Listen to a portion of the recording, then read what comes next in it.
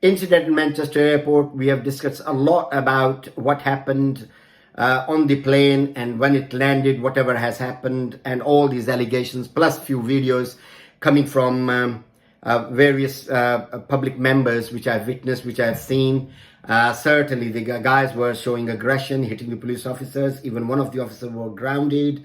And on the other video we've seen, this person has been tasered down with 50,000 watts worth of electric shock to this person, and of course he is more or less dead for this particular time, and he could not move, he could not run, he's not avoiding any arrest or whatsoever. But there was no need for this police officer to stamp over him and hit his head, not only to a British but anybody.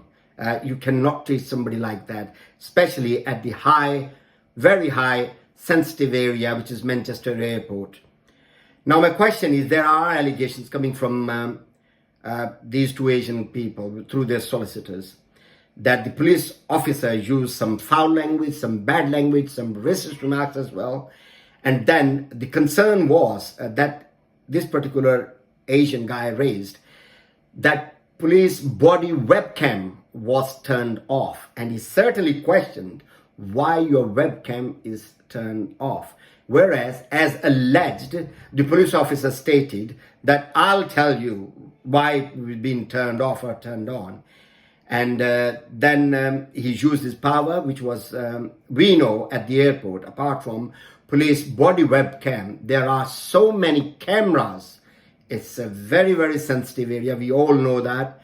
Police security or airport security is far more higher than anywhere in your town or country or wherever, because airport security, we know that it's very, very important. Surely those cameras have captured so many visuals that we have as yet to see. But according to these two individuals, that the police actually dragged them to the area where there wasn't CCTV. I mean, there are some areas which are known by police or to other people that where there are not cameras at all. There are no CCTVs, maybe different areas. And according to these two individuals, police actually dragged them to that area. And what they have done is all allegations. So these video cameras are very important. And if this body webcam has been turned off purposely, then surely there is something fishy. And I also learned from their solicitor that there has been few videos, those has been shown to Andy Burnham, the mayor of Manchester, to have him satisfied, whether he's satisfied or not. But that becomes again wrong practice, because the matter was with IOPC, and police has not come forward with any videos. IOPC, it's over 2 weeks now, has not said anything at all about these incidents. So these individuals, solicitor has to be saying or speaking on their behalf, clarifying what has happened. I've mentioned to you before as well the story, how it started from Qatar Airways, flying from Doha to Manchester. And what Mrs. Shamim, actor, is saying, her side of the say as well. No individual witness has come forward as yet. And they must, I mean, there's so many people have witnessed all that things, and they must have, I urge them to approach police and have to say what you want to say.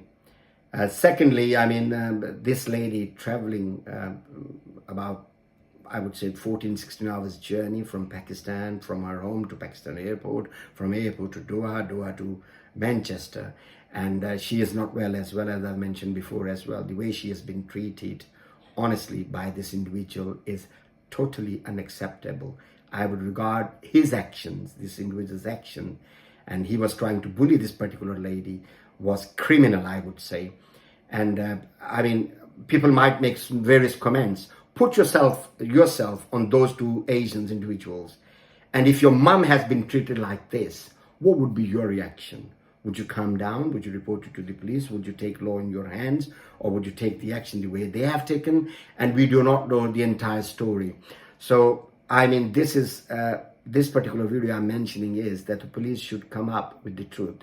And their solicitor, these two individual solicitor, also mentioned Stephen Lawrence case as well. If you remember, that's a very famous case we have seen in the past, how the judgment was avoided, how police has held back few crucial evidence.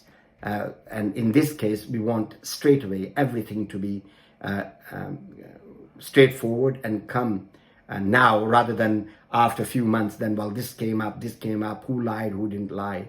So we want to the bottom of this, and hopefully the truth will prevail.